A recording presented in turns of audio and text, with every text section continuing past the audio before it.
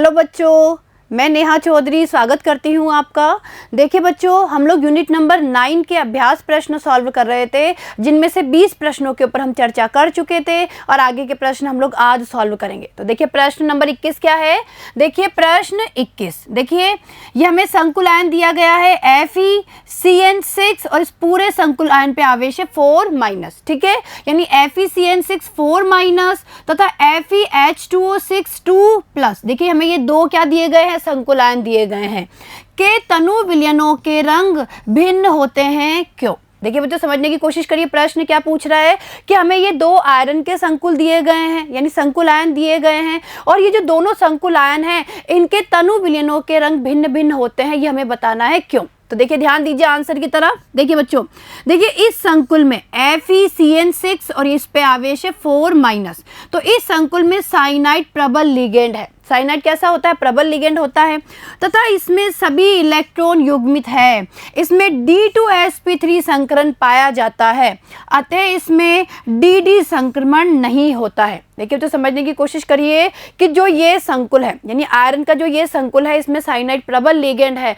और प्रबल लिगेंड की उपस्थिति के कारण इसमें इलेक्ट्रॉनों का युग्मन हो जाता है, यानी यहाँ पे कोई भी अयुग्मित इलेक्ट्रॉन नहीं होता है।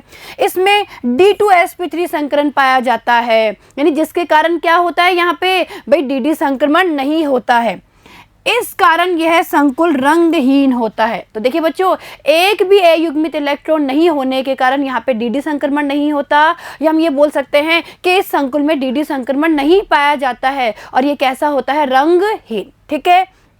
जबकि FeH2O6 2+ में H2O दुर्बल लिगेंड है, अतः इसमें sp3d2 संकरण के पश्चात भी 4 अयुग्मित इलेक्ट्रॉन रहते हैं, जिनके कारण DD संक्रमण आसानी से हो जाता है। इस कारण यह संकुल रंगीन होता है। क्लियर है। आगे देखिए, भिन्न भिन्न लिगेंड के कारण क्रिस्टल क्षेत्र विपाटन ऊर्जा भी भिन्न भिन्न होती है। देखिए बच्चों समझने की कोशिश करिए इस लाइन को। भाई यहाँ पे आप ध्यान से देखिए कि ये दोनों क्या है, आयरन के संकुल है, यानी जो दोनों हमें संकुल आयन दिए गए हैं तो इनमें केंद्रीय धातु क्या है, आयरन है, ठीक है। लेकिन यहाँ पे लिगेंड अलग अलग है, इसमें साइनाइड लिगेंड और इसमें H2O लिगेंड है। तो देखिए बच्चों होता क्या है कि भिन्न भिन्न लिगेंड के कारण जो क्रिस्टल क्षेत्र विपाटन ऊर्जा है वो भी भिन्न भिन्न होती है, जिसके कारण समान धातु आयन होते हुए भी, देखिए जिसके कारण समान धातु आयन होते हुए भी रंगों में क्या होती है, भिन्नता। क्लियर है, आया समझ में आपको ये। चलिए आगे देखिए। अब देखिए प्रश्न नंबर 22। देखिए बच्चों, धातु कार्बोनिलों में आबंध की प्रकृति की विवेचना कीजिए। देखिए बच्चों, धातु कार्बोनिलों में आबंध के बारे में हमने बहुत अच्छे से पढ़ा है और उसे एज इट इज यहाँ पे हमें लिख के आना है। साथ में हमें पश्च बंधन के बारे में, यानी कहने का मतलब है कि कार्बोनिल यौगिकों में जो सहक्रियाशीलता बंध पाया जाता है उसका डायग्राम भी यहाँ बनाकर आना है। तो देखिए ध्यान दीजिए, धातु कार्बोनिलों में पश्च बंधन या सहक्रियाशीलता बंध पाया जाता है। इनके धातु कार्बन बंध में सिग्मा तथा पाई दोनों के गुण होते हैं। देखिए बच्चों, हम इसे बहुत अच्छे से पढ़ के आए हुए हैं। अगर हम धातु कार्बन सिग्मा बंध की बात करें तो देखिए धातु कार्बन सिग्मा बंध कार्बोनिल समूह के कार्बन पर उपस्थित एकांकी इलेक्ट्रॉन युग्म को धातु के रिक्त कक्षक में दान करने से बनता है। हमने पढ़ा है ये। आगे देखिए, जबकि धातु कार्बन पाई बंध धातु के पूर्ण भरे असंकृत डी कक्षकों में से एक इलेक्ट्रॉन युग्म को कार्बोनिल के रिक्त प्रतिबंधी अणु कक्षक, यानी एंटी बॉन्डिंग मॉलिक्यूलर ऑर्बिटल, जिसे पाई स्टार से हम दिखाते हैं, में दान करने से बनता है। धातु से लिगेंड का बंध एक सहक्रियाशीलता प्रभाव उत्पन्न करता है, जिसे पश्च बंधन कहते हैं। क्लियर है। इसके कारण धातु पर उपस्थित इलेक्ट्रॉन घनत्व कम हो जाता है, जो धातु तथा कार्बोनिल के मध्य उपस्थित बंध की प्रबलता को बढ़ाता है, जिससे धातु कार्बोनिल का स्थायित्व बढ़ जाता है। तो देखिए बच्चों, इस तरीके से आप धातु कार्बोनिल में बंध के बारे में लिख के आएंगे और देखिए ये डायग्राम बनाकर आएंगे। ये डायग्राम मैंने आपको बहुत अच्छे से समझाया हुआ है कि किस तरीके से पश्च बंध का निर्माण होता है, या हम बोल सकते हैं कि किस तरीके से कार्बोनिल यौगिकों में सहक्रियाशीलता बंध पाया जाता है। और देखिए इसे समझ लीजिए, भाई इसमें होता क्या है, जो ये कार्बोनिल का कार्बन है ये अपने एकांक के इलेक्ट्रॉन युग्म को क्या करता है, धातु के रिक्त कक्षकों में दान कर देता है। देखिए दे रहा है ना यहाँ पे, जिससे तो क्या बन रहा है, सिग्मा बॉन्डिंग बन रही है, यानी सिग्मा बंध का निर्माण हो रहा है। और देखिए यहाँ पे धातु के जो भरे हुए कक्षक है, धातु के जो असंकृत भरे हुए कक्षक है, वो क्या करते हैं, वो अपने इलेक्ट्रॉन युग्मों को किसको दान कर देते हैं, जो कार्बोनिल का कार्बन है उसके एंटी बॉन्डिंग मॉलिक्यूलर ऑर्बिटल को, या हम बोल सकते हैं प्रति आबंधी जो कक्षक होते हैं, आणविक कक्षक, उनमें दान कर देते हैं, और जिससे पाई बंध का क्या होता है, निर्माण होता है। तो देखा आपने भाई यहाँ पे क्या है कि धातु और कार्बन के बीच में जो बंध है उसमें सिग्मा और पाई दोनों के ही गुण पाए जाते हैं। ठीक है, तो इस तरीके से आप ये डायग्राम बना के इस बंध को समझा के आएंगे। ठीक है बच्चों, आगे देखिए। अब देखिए प्रश्न नंबर 23, निम्न संकुलों में केंद्रीय धातु आयन की ऑक्सीकरण अवस्था, डी कक्षकों का अधिग्रहण एवं उपसह संयोजन संख्या बताइए। तो देखिए जो ध्यान दीजिए, हमें ये 4 क्या दिए गए हैं, संकुल दिए गए हैं, और इन 4 संकुलों में हमें केंद्रीय धातु आयन की ऑक्सीकरण अवस्था बतानी है, डी कक्षकों का अधिग्रहण और उपसह संयोजन संख्या बतानी है। तो देखिए जो ध्यान दीजिए, पहला देखिए K3, और ये है संकुल के रूप में CO, और देखिए C2O43, और ये हो गया बंध। ठीक है, तो ये हमें क्या दिया गया है, पहला संकुल। दूसरा देखिए सिस, देखिए सिस रूप में दिया गया है Cr Cl2 En2, और बाहर है Cl। तीसरा देखिए NH4 यानी NH4 का ट्वाइस, ठीक है, NH4 का ट्वाइस हो गया, और ये देखिए संकुल के रूप में COF4 दिया गया है। और चौथा देखिए MnH2O6, और ये बाहर है SO4। तो ये हमें 4 क्या दिए गए हैं, 4 हमें संकुल दिए गए हैं। तो देखिए हम एक एक को सॉल्व करेंगे। तो देखिए बच्चों, पहला देखिए K3, और देखिए बड़े ब्रैकेट में क्या है, ये CO C2O43, यानी ये जो हमें संकुल है इसकी बात कर रहे हैं, तो इसमें धातु की ऑक्सीकरण अवस्था +3 है। देखिए बच्चों, इस संकुल की अगर हम लोग बात करें तो इसमें जो ये कोबाल्ट धातु है इसकी ऑक्सीकरण अवस्था क्या है, +3 है।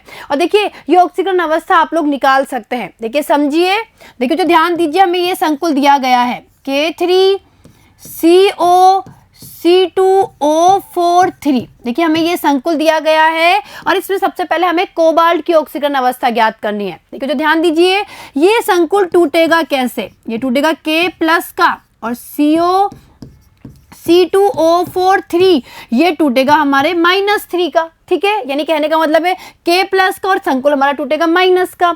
हमें कोबाल्ट की ऑक्सीकरण अवस्था ज्ञात करनी है, जिसे मैंने मान लिया X, क्या मान लिया, X मान लिया। ठीक है, +3, भाई जो ऑक्जिलेट है, ये ऑक्जिलेट जो आयन है, यानी ये जो लिगेंड है वो 3 है, इनकी संख्या 3 है, और हमें पता है ये द्विदंतुर लिगेंड होता है, इन पे -2 आवेश होता है।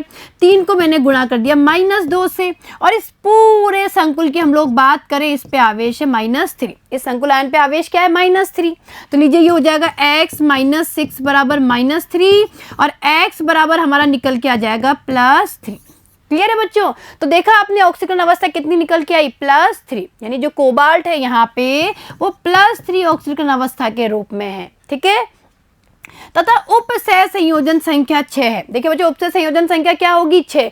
भाई यहाँ पे देखिए ये जो ऑक्जिलेट है ना, कितने हैं ऑक्जिलेट, 3 है, 3 ऑक्जिलेट लिगेंड है, और ये द्विदंतुर लिगेंड होता है, यानी उपसह संयोजन संख्या 6 है, क्योंकि C2O42- यानी ऑक्जिलेट द्विदंतुर एवं प्रबल लिगेंड है। देखिए ध्यान दीजिए, द्विदंतुर तो है ही, साथ ही साथ प्रबल लिगेंड होता है ऑक्जिलेट। अतः CO3+ का इलेक्ट्रॉनिक विन्यास क्या होगा, देखिए बच्चों T2G6Eg0। देखिए समझिए यहाँ पे भाई जो कोबाल्ट +3 है उसका विन्यास होता है 3D6। ठीक है, और जब हम Eg और T2G की बात करें कि इनमें किस तरीके से इलेक्ट्रॉन वितरित होंगे, तो देखिए T2G में तो होंगे 6 और Eg में होंगे 0। ठीक है, तो देखिए इसका इलेक्ट्रॉनिक विन्यास ये होगा T2G6Eg0। इस तरीके से T2G में और Eg में इलेक्ट्रॉनों का वितरण होगा। क्लियर है, ये आपको समझ में आया? चलिए आगे देखिए, दूसरा देखिए बच्चों, देखिए दूसरा देखिए ये हमें दिया हुआ है सिस और देखिए संकुल दिया हुआ है CrCl2 En2 और बाहर है Cl, ठीक है।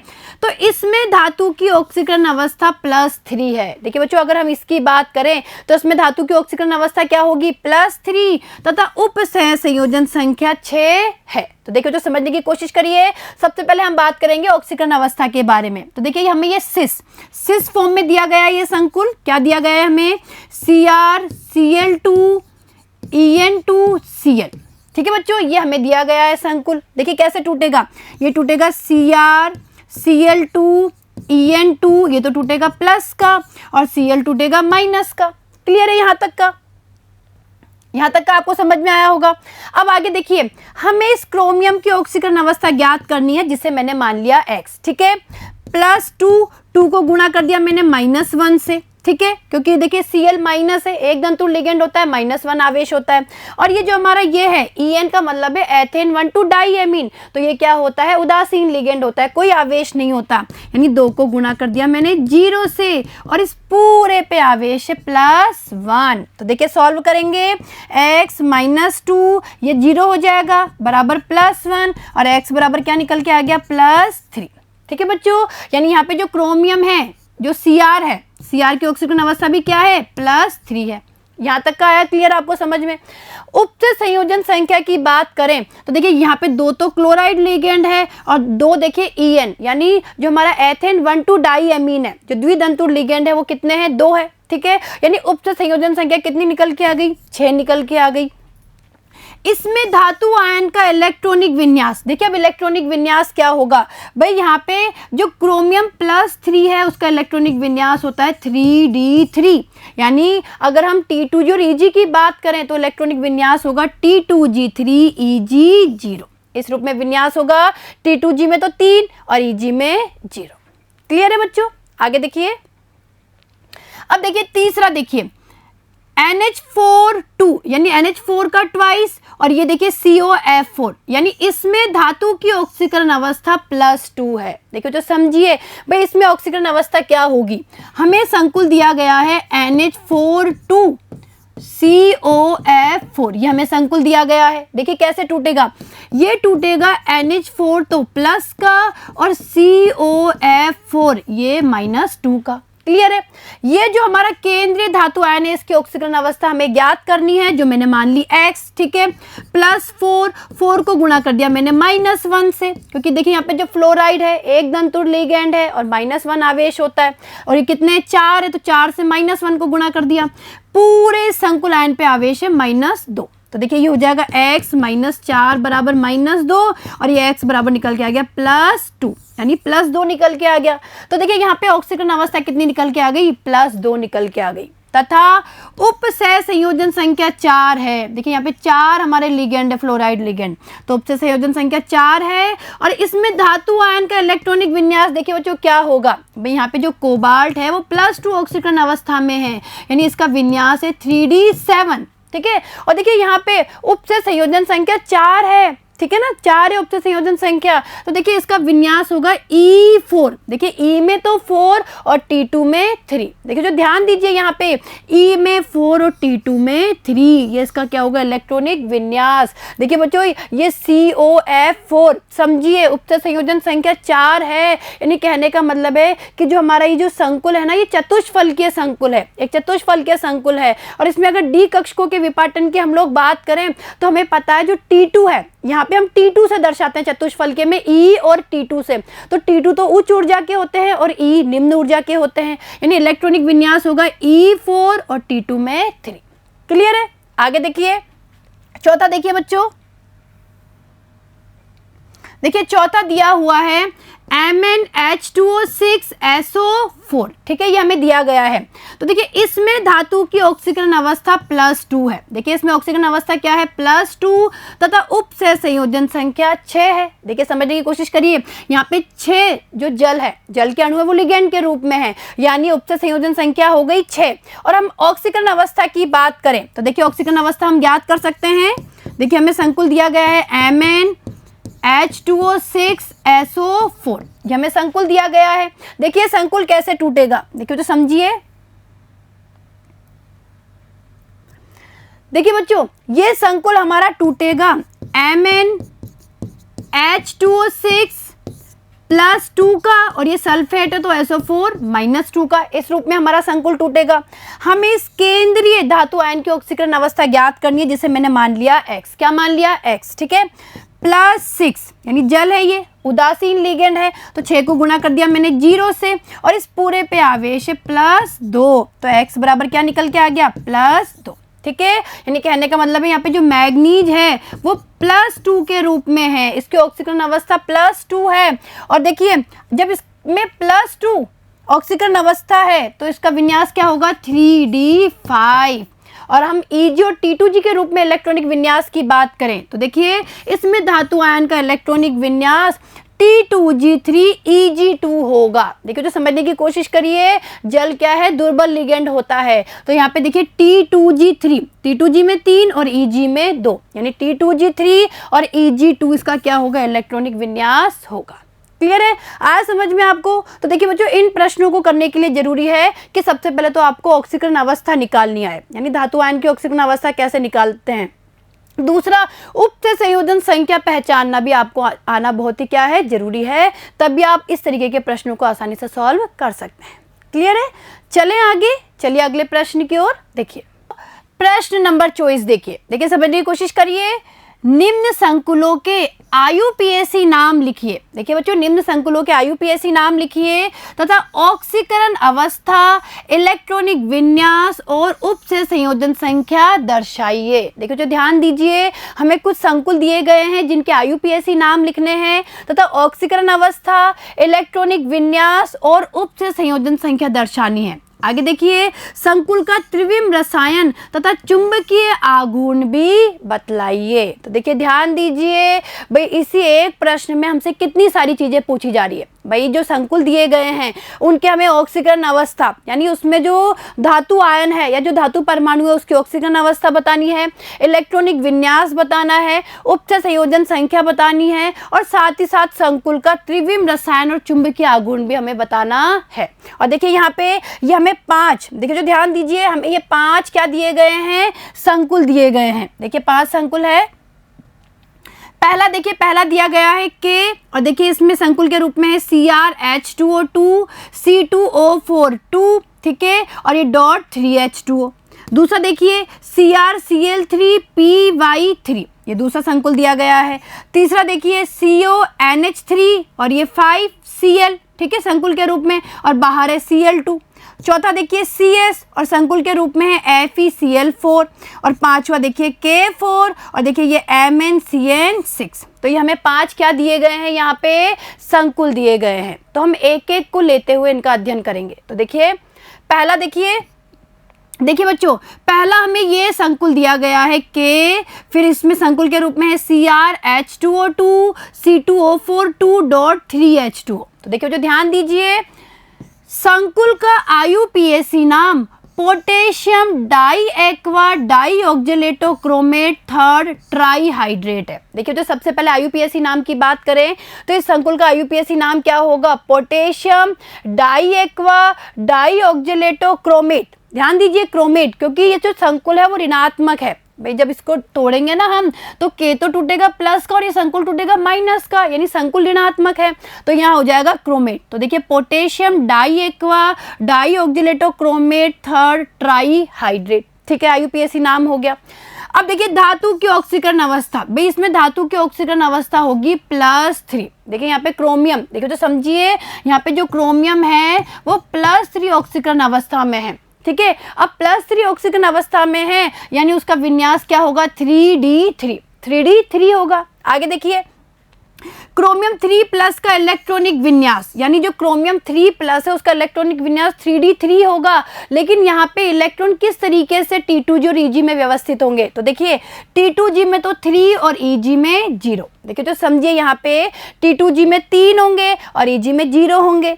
धातु की उपचय संयोजन संख्या 6 होगी। देखिए यहाँ पे भाई ये जो ऑक्जेलेट है ये 2 है, 2 ऑक्जेलेट लिगेंड है, और हमें पता है ये द्वितंतुर लिगेंड होता है, और 2 देखिए यहाँ पे जल के लिगेंड है ठीक है। तो यानी उपचय संयोजन संख्या 6 हो गई।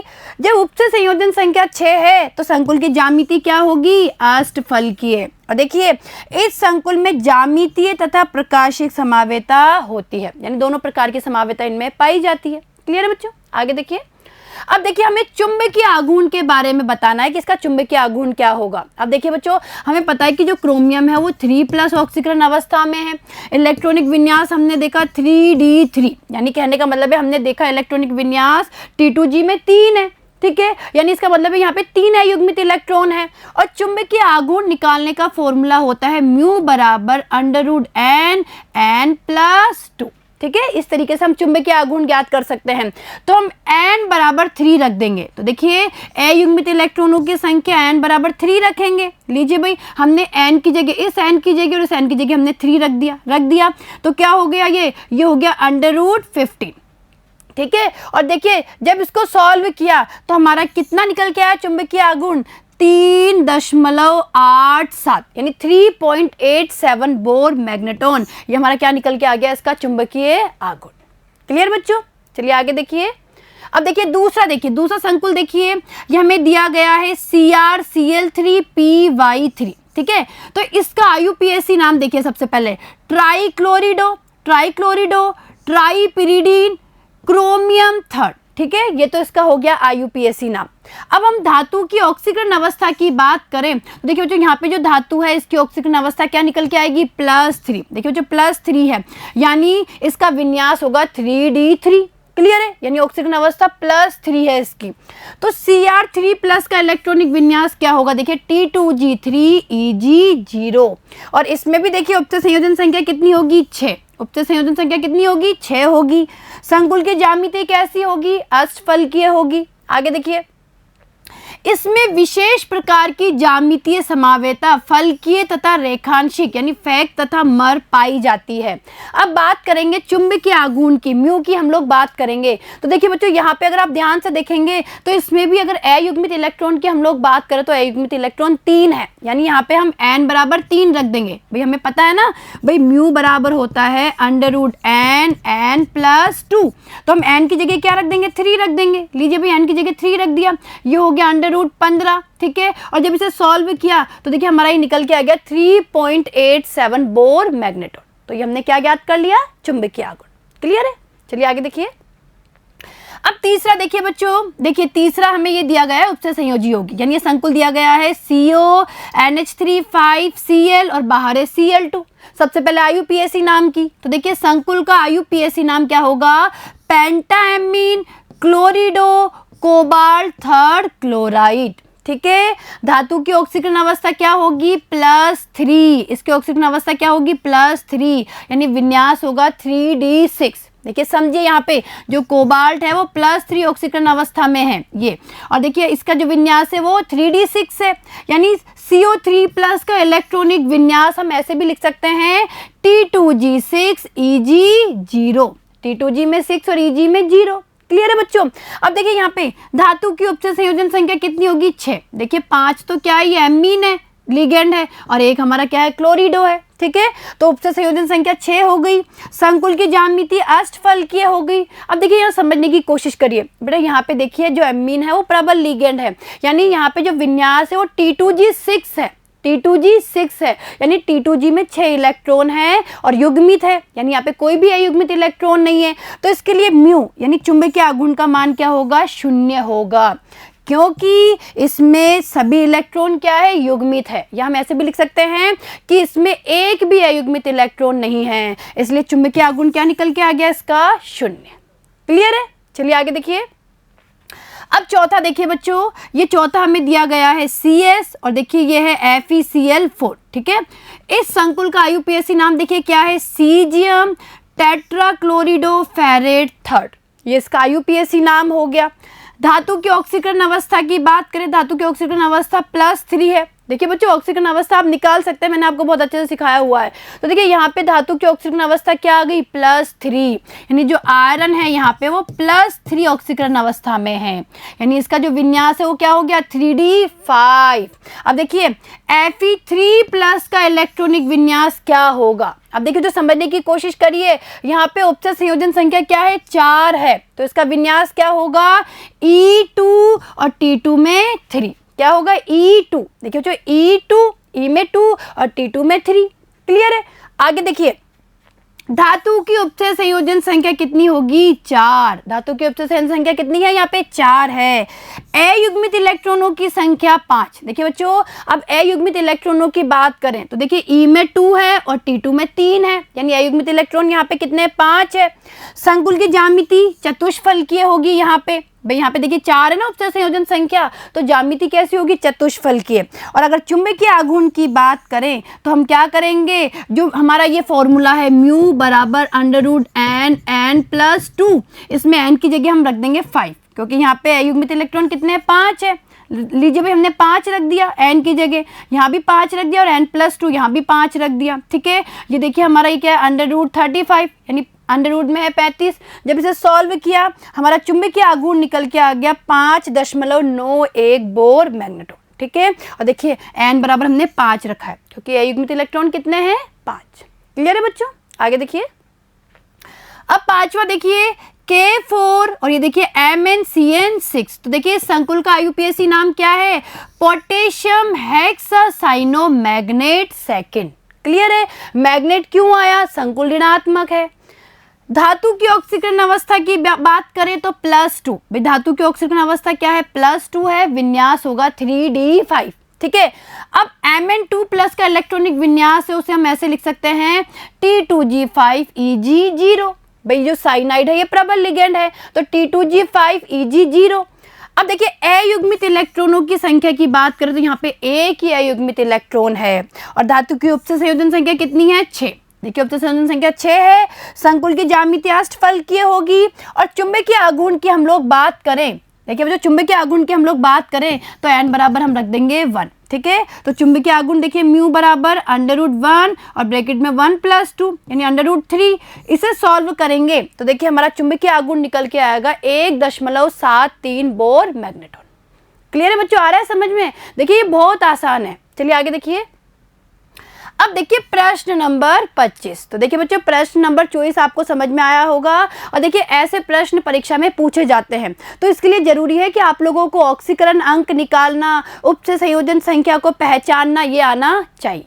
ठीक है, आगे देखिए, क्रिस्टल क्षेत्र सिद्धांत के आधार पर संकुल TiH2O6 3+ के बैंगनी रंग की व्याख्या कीजिए। देखिए जो ध्यान दीजिए आंसर क्या है? देखिए TiH2O6 3+ एक अष्टफलकीय संकुल है जिसमें धातु के D कक्षक का इलेक्ट्रॉन संकुल की निम्नतम ऊर्जा अवस्था T2G कक्षक में होता है। भाई इसमें क्या होता है? देखिए बच्चों, जो टाइटेनियम है ना वो +3 ऑक्सीकरण अवस्था में है, यानी इसका इलेक्ट्रॉनिक विन्यास होता है 3d1, और जो वो इलेक्ट्रॉन है वो निम्नतम ऊर्जा अवस्था यानी जो एक इलेक्ट्रॉन है ये होता है T2G में। ठीक है, यानी निम्नतम ऊर्जा अवस्था T2G कक्षक में होता है तथा उच्च ऊर्जा अवस्था Eg कक्षक रिक्त होते हैं, यानी Eg में 0 होते हैं। ठीक है, यह संकुल पीले हरे क्षेत्र की ऊर्जा के संगत प्रकाश का अवशोषण करता है, जिससे इलेक्ट्रॉन T2G स्तर से Eg स्तर में उत्तेजित हो जाता है। तो देखिए बच्चों हम लोग पढ़ के भी आए हुए हैं। भाई देखिए पहले विन्यास क्या था? T2G1 Eg0। जैसे ही देखिए इसे ऊर्जा मिलती है इलेक्ट्रॉन उत्तेजित हो जाता है, और अब देखिए विन्यास क्या हो जाएगा? T2G0 Eg1। क्लियर है? तो देखिए यहाँ पे देखिए T2G1 Eg0 से विन्यास क्या हो गया? T2G0 Eg1 हो गया, जिसके कारण संकुल बैंगनी रंग का दिखाई देता है।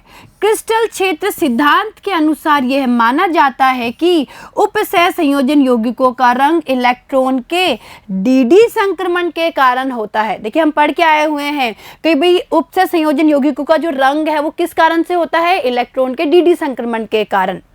लिगेंड की अनुपस्थिति में क्रिस्टल क्षेत्र विपाटन नहीं होता है, अतः TiH2O6 और 3+, ठीक है, इसको गर्म करने पर इसमें से जल निकल जाने के कारण यह कैसा हो जाता है? रंगहीन हो जाता है। क्लियर है? तो इस तरीके से आप लिख के आएंगे, और आगे देखिए इस तरीके से आप ये डायग्राम बना के समझा के आएंगे। देखिए बच्चों ये डायग्राम देखिए समझने की कोशिश करिए। सबसे पहले देखिए ये मूल अवस्था, देखिए बच्चों मूल अवस्था में क्या होता है, जो एक इलेक्ट्रॉन है, भाई हम बात कर रहे हैं टाइटेनियम 3+ की, जिसका इलेक्ट्रॉनिक विन्यास होता है 3d1। तो देखिए मूल अवस्था की बात करें तो ये एक इलेक्ट्रॉन होता है T2g में, हमने पढ़ा था ना, देखिए T2g1 Eg0, यानी T2g में 1 Eg0, Eg में कुछ भी नहीं है, ठीक है। अब देखिए बच्चों जैसे ही इससे क्या मिलती है, ऊर्जा मिलती है, ठीक है, जैसी ऊर्जा मिलती है, ये प्रकाश के रूप में ऊर्जा प्राप्त होती है, ये इलेक्ट्रॉन उत्तेजित हो जाता है। अब उत्तेजित अवस्था में क्या होगा, T2g से इलेक्ट्रॉन कहाँ चल गया, Eg में चल गया, और अब विन्यास हो गया इसका T2g0 Eg1, ये उत्तेजित अवस्था हो गई, ठीक है। तो इस तरीके से आप इस डायग्राम को बना के इसे समझा के आएंगे। और देखिए क्या हो गया, TiH2O6 3+ में एक इलेक्ट्रॉन का संक्रमण, ये उसका डायग्राम हो गया, जिसे हम DD संक्रमण भी कहते हैं। क्लियर है बच्चों, आया समझ में आपको ये प्रश्न? चलिए आगे देखिए। अब प्रश्न नंबर 26 देखिए, किलेट प्रभाव से क्या तात्पर्य है, एक उदाहरण दीजिए। देखिए बच्चों किलेट प्रभाव के बारे में लिखेंगे हम, किसी संकुल में जब एक द्विदंतुर अथवा बहुदंतुर लिगेंड अपने 2 या 2 से अधिक दाता परमाणुओं द्वारा एक ही धातु आयन से बंध बनाता है तो इसे किलेट लिगेंड कहते हैं। पढ़ा है हमने किलेट लिगेंड के बारे में। तथा बंध बनाने वाले परमाणुओं की संख्या को लिगेंड की दंतुरता या डेंसिटी कहते हैं। आगे देखिए, बंध बनाने की इस प्रक्रिया को किलेटन कहते हैं तथा ऐसे संकुल किलेट संकुल यानी चिलेट कॉम्प्लेक्सेस कहलाते हैं। ऐसे संकुलों का स्थायित्व अपेक्षाकृत अधिक होता है।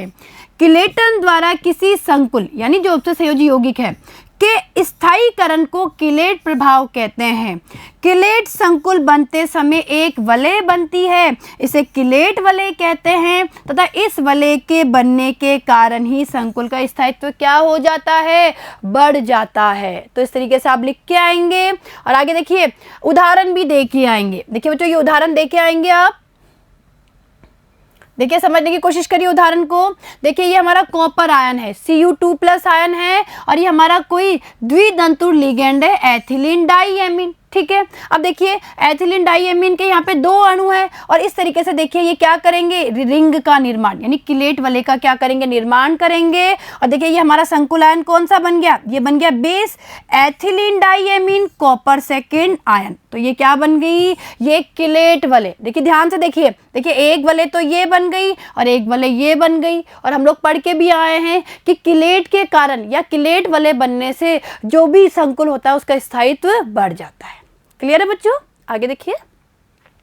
अब देखिए प्रश्न नंबर 27। देखिए बच्चों प्रश्न नंबर 27 क्या है, प्रत्येक का एक उदाहरण देते हुए निम्नलिखित में उपसह संयोजन यौगिकों की भूमिका की संक्षिप्त विवेचना कीजिए। देखिए ध्यान दीजिए, पहला देखिए जैव प्रणालियां, दूसरा देखिए औषध रसायन, तीसरा देखिए विश्लेषणात्मक रसायन और चौथा है धातुओं का निष्कर्षण और धातु कर्म। तो देखिए बच्चों हमें क्या करना है, इन सब में उपसह संयोजन यौगिकों की भूमिका बतानी है और साथ में उदाहरण भी देना है। तो देखिए सबसे पहले देखिए जैव प्रणालियां। देखिए बच्चों उपसह संयोजन यौगिक जैव तंत्र में भी बहुत महत्वपूर्ण होते हैं। प्रकाश संश्लेषण के लिए आवश्यक हरा वर्णक क्लोरोफिल मैग्नीशियम का उपसह संयोजन यौगिक है। रक्त का लाल वर्णक हीमोग्लोबिन आयरन का एक उपसह संयोजन यौगिक है जो कि ऑक्सीजन वाहक होता है। क्लियर है बच्चों, आगे देखिए। विटामिन B12 यानी साइनाकोबालेमीन कोबाल्ट का एक उपसह संयोजन यौगिक है जो कि एनीमिया के उपचार में प्रयुक्त होता है। जैविक महत्व के अन्य धातु आयन युक्त उपसह संयोजन यौगिक कार्बोक्सी पेप्टिडेज ए, कार्बोनिक एनहाइड्रेज एंजाइम जो कि जैव उत्प्रेरक है तथा साइटोक्रोम C यानी जो Fe2+ का संकुल है। क्लियर है, आगे देखिए। अब दूसरा देखिए औषध रसायन में। देखिए बच्चों औषध रसायन में किलेट चिकित्सा का उपयोग दिन प्रतिदिन बढ़ रहा है। उदाहरण देखिए, पौधे जीव जंतुओं में विषैले अनुपात में उपस्थित धातुओं के द्वारा उत्पन्न समस्याओं का उपचार। तो देखिए इस प्रकार कॉपर तथा आयरन की अधिकता को डी पेनिसिलैमीन तथा डेस्फेरिऑक्सिम बी लिगेंडों के साथ उपसह संयोजन यौगिक बनाकर दूर किया जाता है। EDTA को लेड की विषाक्तता के उपचार हेतु प्रयुक्त किया जाता है। प्लेटिनम के कुछ उपसे संयोजक यौगिक ट्यूमर की वृद्धि को रोकते हैं। और उदाहरण देखिए, समपक्ष प्लेटिन यानी सिस्प्लेटिन। देखिए बच्चों, ये सिस्प्लेटिन होता है जो कैसा होता है, कैंसर रोधी। तो इस तरीके से औषधियों के रूप में भी उपसे संयोजक यौगिक काम में आते हैं। ठीक है, आगे अब तीसरा देखिए, विश्लेषणात्मक रसायन में। देखिए बच्चों, गुणात्मक तथा मात्रात्मक रासायनिक विश्लेषणों में उपसे संयोजन यौगिक बहुत उपयोगी होते हैं।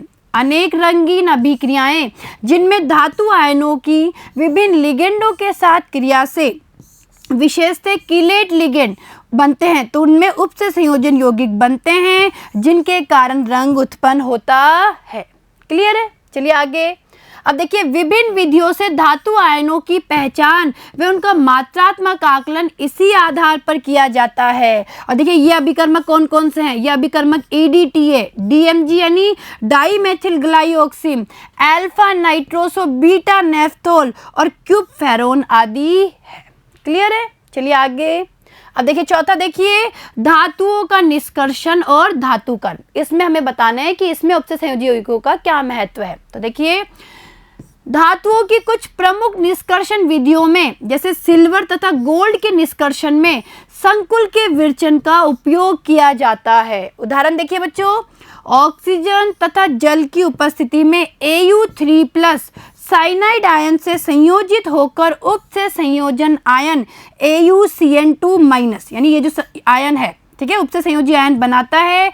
इस विलयन में जिंक मिलाकर गोल्ड को पृथक कर लिया जाता है।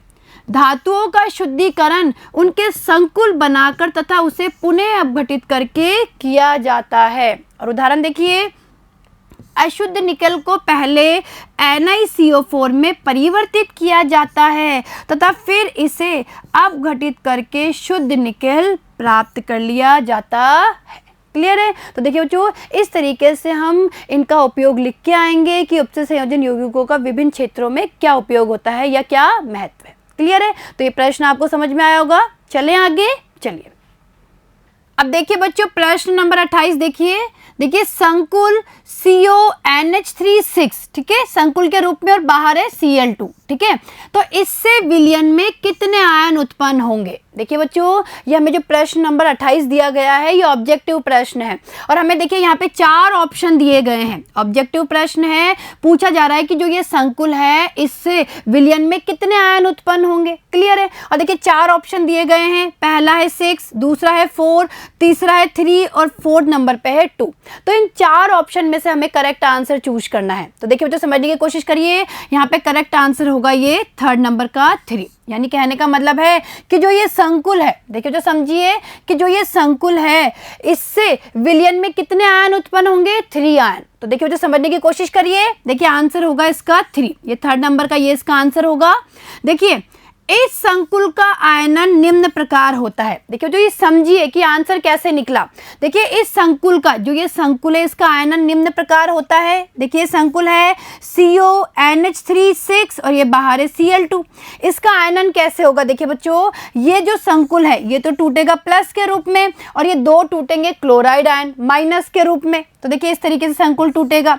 ठीक है, एक तो ये टूट गया ये संकुल आयन यानी धनात्मक संकुल आयन 2+ और 2 बन गए Cl-, 2 क्लोराइड आयन बन गए। तो ध्यान से देखिए, एक तो इसमें ये आयन बन गया, ठीक है, धनात्मक आयन, और 2 ऋणात्मक आयन बन रहे हैं यानी 2 क्लोराइड आयन बन रहे हैं ना भाई। एक तो ये बन रहा है और 2 ये वाले आयन बन रहे हैं, 2 क्लोराइड आयन बन रहे हैं यहाँ पे, यानी टोटल कितने आयन बने? 3। तो देखिए बच्चों, अतः इसके विलयन में 3 आयन उत्पन्न होंगे। तो आया समझ में? यहाँ पे आंसर होगा ये 3। क्लियर है? आगे देखिए। अब देखिए प्रश्न 29। देखिए बच्चों, निम्नलिखित आयनों में से किसके चुंबकीय आघूर्ण का मान सर्वाधिक होगा? देखिए बच्चों, ये भी हमारा ऑब्जेक्टिव क्वेश्चन है और हमें यहाँ पे देखिए 3 ऑप्शन दिए गए हैं। इन तीनों ऑप्शंस में से हमें बताना है कि किसका चुंबकीय आघूर्ण का मान सर्वाधिक होगा। तो देखिए पहला धनात्मक संकुल दिया हुआ है CrH2O6 और इस संकुल पे आवेश है 3+। दूसरा दिया गया है FeH2O6 और इस पे आवेश है 2+। और तीसरा देखिए जिंक, यानी ये जो हमें दिया गया है धनात्मक संकुल जिंक का है, जिंक H2O6 ठीक है, और इस पे आवेश है 2+। क्लियर है, यानी ये तीनों ही हमें धनात्मक संकुल दिए गए हैं। और देखिए जो तीनों में लिगेंड समान है, इसमें भी 6 जल के लिगेंड है, इसमें भी 6 और इसमें भी 6। क्लियर है, लेकिन यहाँ पे अगर हम धातु आयन की बात करें, धातु आयन अलग है, इसमें क्रोमियम है, इसमें आयरन है, इसमें जिंक है। अब इन तीनों में से हमें ये बताना है कि किसके चुंबकीय आघूर्ण का मान सर्वाधिक होगा। तो देखिए बच्चों, चुंबकीय आघूर्ण का मान किसका सर्वाधिक होगा, ये पता करने के लिए सबसे पहले हमें ये पता होना जरूरी है कि इनमें कितने कितने अयुग्मित इलेक्ट्रॉन उपस्थित है, और जिसमें जितने ज्यादा अयुग्मित इलेक्ट्रॉन उपस्थित होंगे उसके चुंबकीय आघूर्ण का मान उतना ही ज्यादा होगा। तो देखिए बच्चों समझिए, यहाँ पे जो आंसर निकल के आएगा वो ये सेकंड निकल के आएगा, यानी जो हमारा ये वाला धनात्मक संकुल है FeH2O6 2+, अगर हम इसकी बात करें तो देखिए इसमें अयुग्मित इलेक्ट्रॉनों की संख्या ज्यादा होगी और इसी कारण से इसका चुंबकीय आघूर्ण भी ज्यादा होगा। क्लियर है, तो देखिए आंसर को समझिए। देखिए बच्चों, इसका आंसर देखिए ये निकल के आएगा सेकंड वाला। ठीक है, तो देखिए इन संकुल आयनों में, यानी देखिए बच्चों इन तीनों संकुल आयनों की बात करें तो देखिए इसमें तो क्रोमियम किस रूप में है, 3+ के रूप में, यानी क्रोमियम की ऑक्सीकरण अवस्था क्या है, +3। इसमें देखिए आयरन है 2+ के रूप में, और इसमें जिंक की बात करें तो इसमें जिंक भी है 2+ के रूप में। देखिए जो समझने की कोशिश करिए भाई, क्रोमियम +3, आयरन +2 और जिंक +2 में अयुग्मित इलेक्ट्रॉनों की संख्या, देखिए अयुग्मित इलेक्ट्रॉन कितने होते हैं, क्रमशः 3 4 0 है। यानी कहने का मतलब है अगर हम क्रोमियम 3+ की बात करें, इसमें अयुग्मित इलेक्ट्रॉन होते हैं 3। अगर हम आयरन 2+ की बात करें, इसमें अयुग्मित इलेक्ट्रॉन होते हैं 4, और अगर हम इसकी बात करें जिंक की, इसमें अयुग्मित इलेक्ट्रॉन होते हैं 0, एक भी अयुग्मित इलेक्ट्रॉन नहीं होता है। अतः संकुल, इसीलिए ये वाला जो संकुल है, संकुल आयन FeH2O6 2+ का चुंबकीय आघूर्ण सर्वाधिक होगा। क्लियर है बच्चों, आगे देखिए। अब देखिए प्रश्न नंबर 30 देखिए। देखिए बच्चों, ये हमें दिया गया है कोई उपचय संयोजी यौगिक K, और ये देखिए CO और देखिए CO4। ठीक है, ये कोई हमें उपचय संयोजी यौगिक दिया गया है, इसमें कोबाल्ट की ऑक्सीकरण संख्या है, यानी ऑब्जेक्टिव क्वेश्चन है, 4 ऑप्शन दिए गए हैं और हमें इस कोबाल्ट की, ये जो धातु आयन है, इसकी ऑक्सीकरण अवस्था बतानी है कितनी है। देखिए बच्चों हमें ऑप्शन दिए गए हैं +1 +3 -1 -3।